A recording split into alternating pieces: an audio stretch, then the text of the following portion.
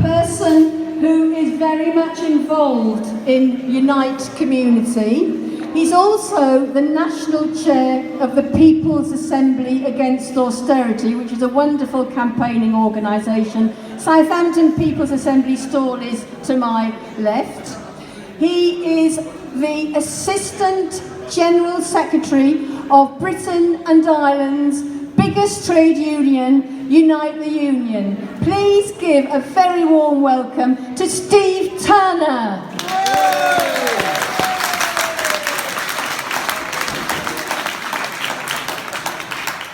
Well, thanks very much. Thanks for that, Helen.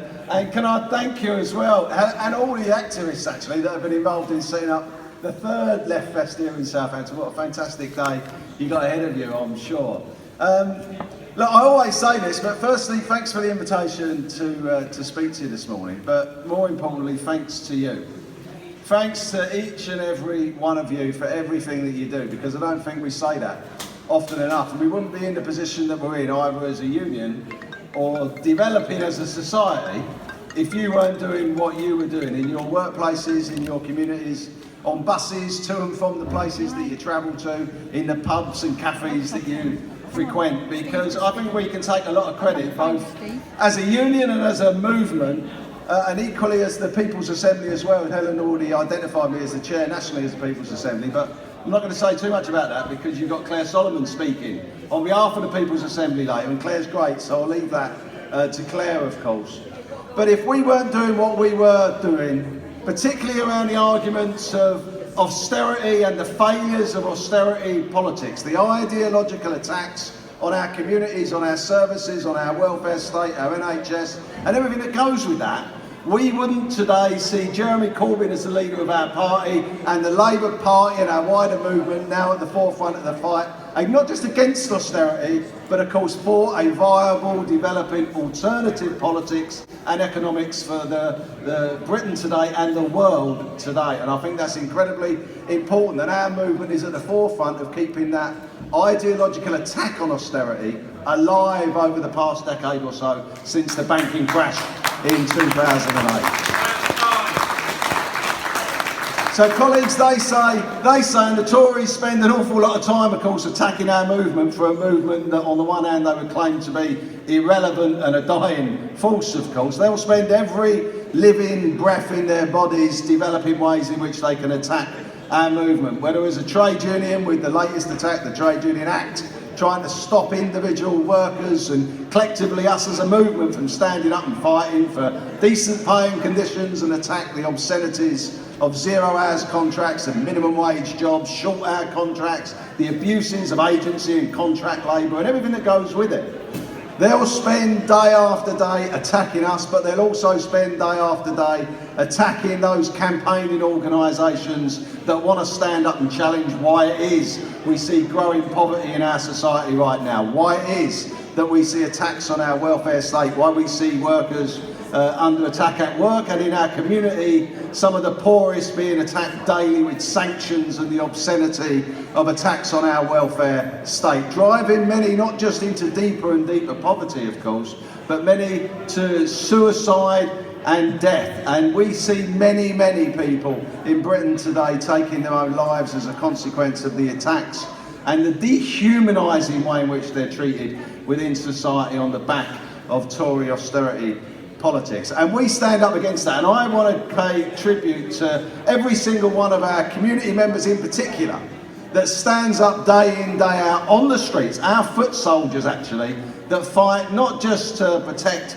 our communities against those ongoing attacks, but protect our members at work as well, supporting industrial disputes and workers in struggle day in and day out. And without you doing that, without you keeping those arguments at the forefront, we wouldn't be in the position that we're in. So they say you can march as much as you like, you can protest, you can demonstrate, and it will make no difference. Well, it does make a difference. We say bollocks to that, because it does make a difference, it did make a difference, and of course it will continue to make a difference. It's not just about solidarity and giving people confidence, it's about showing that there is a determined anti-austerity message out there. There is a clear alternative to the ideological attacks on our communities and our citizens right now, and there is a way in which we're going to stand together to make that difference.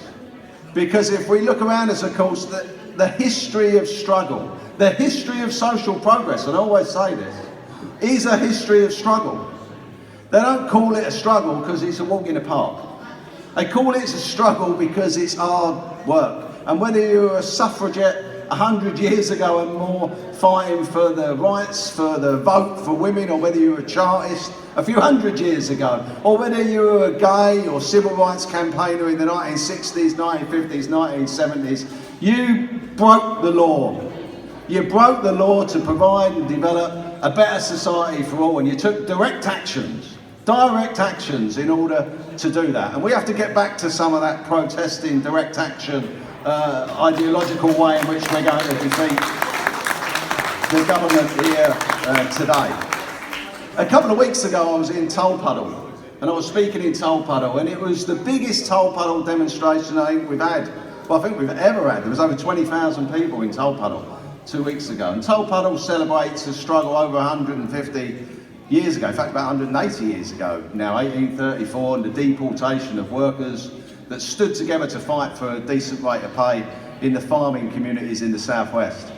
And the reality is so much of what they were fighting for today you can draw parallels with what workers are fighting for here and now. Whether that's a decent wage, whether that's job security, whether that's a home to live in. And how obscene it is that in the 6th richest country on our planet, of course, we can't home our people. We can't give decent council accommodation to our people, and we deregulate and privatise and outsource and have to attack the very workers, our public servants that teach our kids, that sweep our streets, that look after us in our homes, that police our streets, that put out our fires, that on one day, of course, are treated as heroes following the tragedy of Grenfell, and a week later you see the Tories in Parliament laughing and clapping through the defeat of an end to the pay cap, the disgraceful pay cap that has seen our public service workers facing a 1% increase. In fact, in reality, of course, a pay cut for the last 7 years. And the Tories smirk and smile and laugh and clap through that defeat against those very people that they claim to be heroes. So colleagues, we've got a lot on our plate. We've got a lot facing us and a lot of challenges, of course, in front of us. In our communities, we continue to face those attacks and we continue to protest against those sanctions and those cuts and for decent housing for all. And I want to congratulate the work of the Southampton branch. You're doing some fantastic work down here, as all of our branches are, and in particular Kelly and Joe and the team and Helen in the branch. But you're doing some fantastic work here, making sure that we're standing up and trying to organise communities, organise those in communities that very often feel that they have no voice, are isolated and being dehumanised in an environment in which they feel completely alone. And that's where Unite's community started from.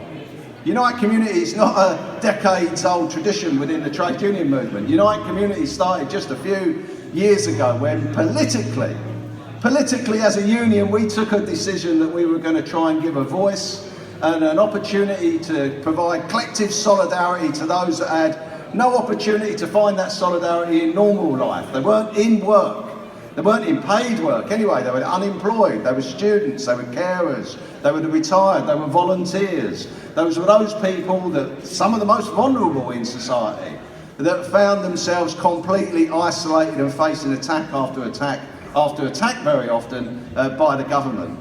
And we took a political decision that we were going to try and offer hope and opportunity in place of so much fear and despair that we find in our communities. And we were going to offer that hope by reaching out as a trade union.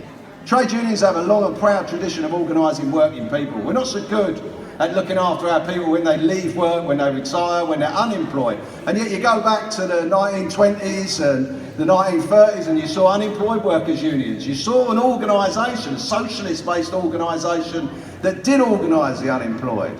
And we're trying to get back to those traditions where everybody has a stake in society, of course. Everybody needs to be valued in society, but everybody has a stake inside their trade union, a home inside their trade union, a voice and power in the collective. Solidarity is an important message, a value in our movement. And that's something that's been lost in our communities as big corporations have withdrawn from towns and cities across our nations. The trade union movement tended to withdraw with them. And as they moved out to motorway, the sidings on motorways and new towns and the rest of it, we moved with the work, but we left our communities at the same time. And that's a tragedy, and there are lessons to be learned from that for history, of course. But for us as a trade union, and I'm very proud that Unite's doing that, because we're the only union that organises in the community in which we do, in the way in which we do. I'm incredibly proud of the role that we're playing in that, and we've now got 18,000, over 18,000 community members that are our foot soldiers, that are our people on our streets. I wish I could get our industrial members to fight as hard, to protest, to demonstrate, to stand up, to campaign, as much as our community members will be out there on the streets, doing those sorts of direct actions and campaigning activities.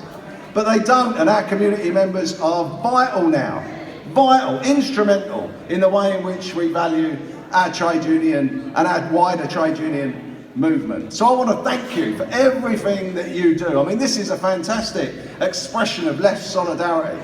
You know, in so many places the left will splinter and fracture, and within 5 minutes there'll be another split, and it'll be the People's Front of Judea via the People's Front of whatever. You know, it's like a Monty Python sketch, isn't it? But the reality is, it's things like this. It's LEFTFEST.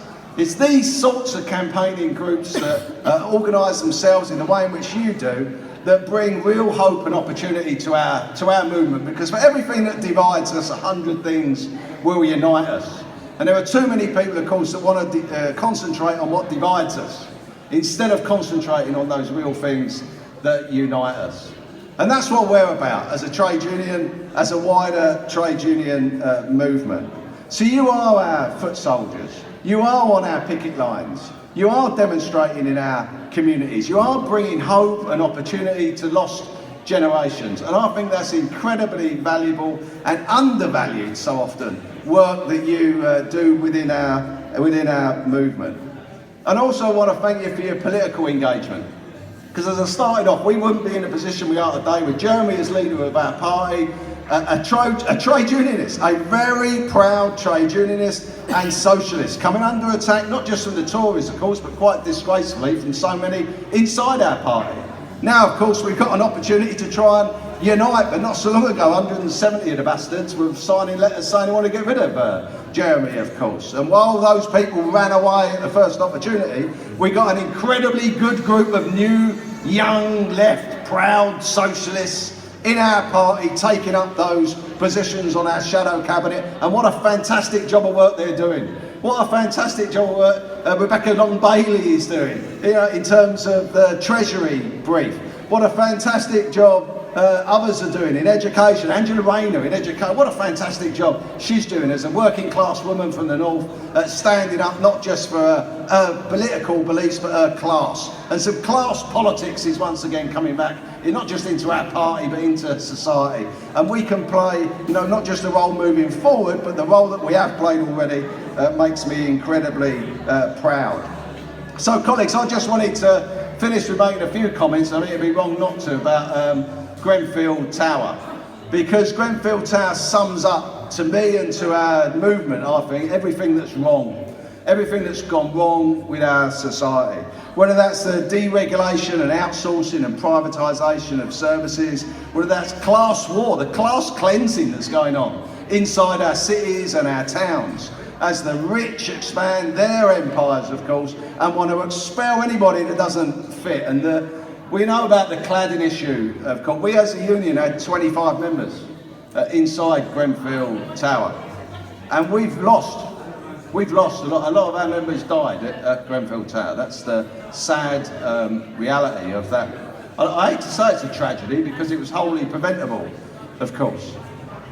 You know, there was a few years ago, where I live in South East London, there was another fire at Larkenau House, and Larkenau House was in Camberwell. And the coroner's report into Larkenau House demanded that two things in particular were done. Two things in particular. And one was that that type of cladding was never put on a tower block again, because it was that cladding that spread the fire at Larkenau, just as it did at Grenfell. And secondly, that sprinkler systems should be installed throughout tower blocks, irrespective of their design. And of course, that fire alarms should be put in the stairwells and open public spaces. And those recommendations were put before 4 separate ministers in the Tory government between 2003 and now, of course. 2013, sorry, and now. And on those 4 occasions, on each of those 4 occasions, those recommendations have been ignored.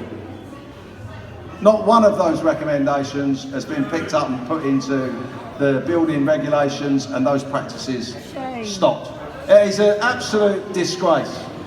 And they should be not just held accountable, but they should be criminally accountable for the actions that they've taken or failed to take.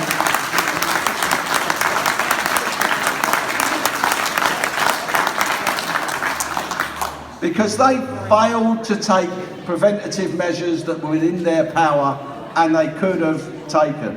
And despite the millions that were spent on the external cladding of that tower, to make it look, superficially at least, a little prettier for the surrounding community, many of which are multi-millionaires. Most of which, of course, don't live for more than a week in the properties that they own because they're owned by rich billionaires that sleep around the world at will, or investment houses. They're investments, pension funds, the trusts, offshore trusts mainly, of course, not paying any tax. Not there, let alone here. And the reality is, it was done to make that property look better for them. Very little money was spent on the inside of Grenfell Tower. The inside, making it a better living environment for the tenants that live there. And that's what's wrong. That's everything, sums up everything that's wrong with our society right now, and just why it is we have to continue with the fantastic work that you're doing in Southampton and our members are doing up and down our country. So look, solidarity to you, a huge thanks for everything that you do. You've got our complete support in everything that you want to do, upwards, onwards and upwards. Thanks very much, colleagues. I'll leave you there.